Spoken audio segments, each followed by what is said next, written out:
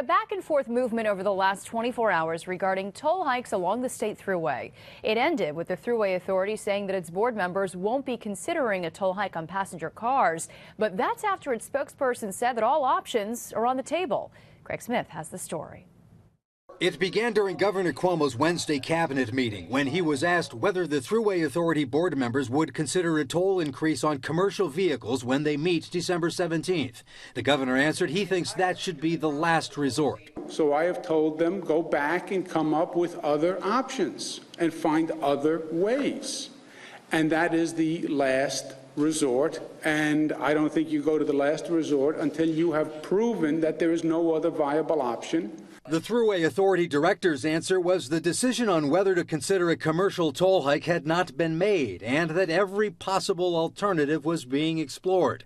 Later, the Buffalo News ran a story reporting a toll hike on passenger cars had not been ruled out. Then, two outspoken critics of the way the authority operates issued a joint news release. But what they don't get, what they're missing here, is that no matter what you do to raise tolls, it's going to get passed right to the consumer anyway. So you're going to hit trucks or you're going to hit cars. It's getting passed to the consumer. I think the governor wants to be on the right side of the taxpayers because he's got some pretty good numbers, and I think he's putting some pressure on them. But I hope he puts a lot of pressure on them.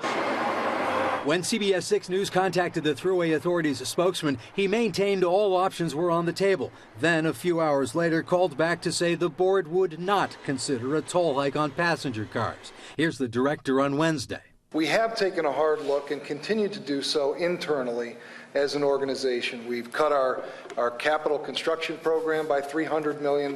We've cut about $25 million in operating expenses in 2012 alone, and we're on a trajectory to cut an additional $100 million over the next several years.